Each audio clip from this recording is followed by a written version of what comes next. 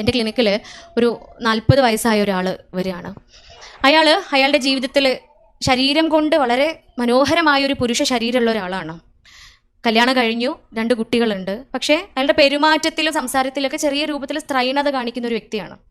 അതിന് വ്യക്തമായ കാരണങ്ങളുണ്ടായിരുന്നു. ചെറുപ്പം മുതൽ എത്തിങ്ങാനിൽ പഠിച്ച ആളാണ്. അയാളെ സംരക്ഷിച്ചിരുന്ന ഉമ്മയുപ്പയില്ലാതെ വളർന്ന അയാളെ സംരക്ഷണം കൊടുക്കേണ്ട എത്തിയും മക്കളെ അത്രയധികം ബാധ്യതകൾ ഏറ്റെടുത്തുകൊണ്ട് സംരക്ഷിക്കേണ്ട അയാളെ ദുരുപയോഗം ചെയ്ത കാരണം ഈ രൂപത്തിലായി മാറപ്പെട്ട ഒരു വ്യക്തിയായിരുന്നു.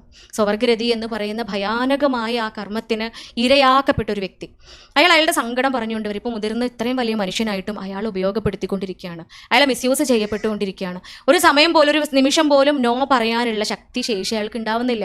അവസാനം ക്ലിനിക്കിൽ കൗൺസിലിങ്ങിന് വരികയാണ്. എങ്ങനെ ഇതിന് റിക്കവർ ആവാൻ പറ്റും? എൻ്റെ മുൻപിൽ എനിക്ക് വന്ന കേസുകളിൽ വളരെ എഫേർട്ട് എടുത്ത ഒരു കേസായിരുന്നു അത്. കാരണം അത്ര മുതിർന്ന ഒരു മനുഷ്യനാണ്. ചെറിയ കുട്ടികളെ ചേഞ്ച് ആക്കാൻ എളുപ്പം. അത്രയും വലിയൊരാളെ മാറ്റിയെടുക്കുക എന്ന് പറഞ്ഞാൽ അത് ഭയങ്കര എഫേർട്ട് എടുക്കേണ്ട ഒരു കാര്യമായിരുന്നു. അൽഹംദുലില്ലാ 4 സിറ്റിങ്ങോട് കൂടിയിട്ട് ആ ഒരു മനുഷ്യനെ പരിശുദ്ധ ഇസ്ലാമിൻ്റെ വെളിച്ചത്തോട് കൂടിയിട്ട് മാറ്റിയെടുക്കാൻ വേണ്ടി സാധിച്ചു. ആ ഒരു ചാരിതാർത്ഥ്യത്തോടു കൂടി ഇരിക്കുമ്പോഴാണ് 2 ആഴ്ചയും കൂടെ കഴിഞ്ഞ് അയാൾ ഒരിക്കലും ക്ലിനിക്കിൽ കയറി വരികയാണ്. വന്ന സമയത്ത് അയാൾ പൊട്ടി കരഞ്ഞിട്ട് എൻ്റെ അടുത്ത് പറഞ്ഞു, ഡോക്ടറെ ഞാൻ വീണ്ടും പഴയ പോലെയായി. എനിക്ക് സങ്കടം തോന്നി, ഭയങ്കര വിഷമം തോന്നി. കാരണം ഞാൻ അയാൾക്ക് റെഗുലറായിട്ട് ചെയ്യേണ്ട കുറേ തെറാപ്പികളും കാര്യങ്ങളൊക്കെ പറഞ്ഞു കൊടുത്തിട്ടുണ്ടായിരുന്നു. ഞാൻ ഉടനെ അതാണ് ചോദിച്ചത്, ഞാൻ പറഞ്ഞു തന്ന തെറാപ്പികളും കാര്യങ്ങളൊന്നും നിങ്ങൾ കണ്ടിന്യൂ ചെയ്തിട്ടുണ്ടായിരുന്നില്ലേ?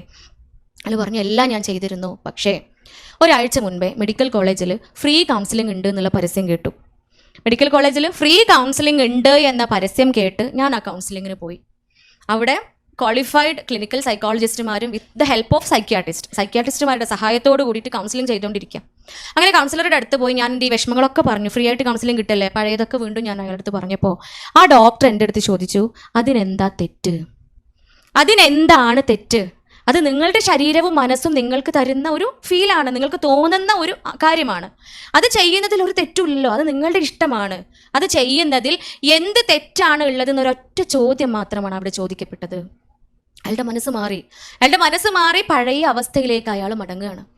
അതാണ് നമ്മുടെ ആരോഗ്യം നിലനിർത്തേണ്ട ധാർമ്മികത എന്ന് പറയുന്ന ആ കാര്യത്തിലേക്ക് നമ്മെ എത്തിക്കേണ്ട നമ്മുടെ സമൂഹത്തിൽ നിന്ന് പോലും, മെഡിക്കൽ സയൻസിൻ്റെ വക്താക്കൾ എന്ന് പറയുന്ന ഡോക്ടേഴ്സിൽ നിന്ന് പോലും നമുക്ക് കിട്ടുന്നത് എങ്കിൽ പരിശുദ്ധ ഇസ്ലാമിൻ്റെ സഹായത്തോടു കൂടിയല്ലാതെ ഇത്തരം അപകടങ്ങളിൽ നിന്നും, ഇത്തരം വിഷം വമിക്കുന്ന ഇസങ്ങളിൽ നിന്നും, തിയറികളിൽ നിന്നും നമ്മുടെ മക്കളെ സംരക്ഷിക്കാൻ നമുക്ക് സാധിക്കുകയില്ല.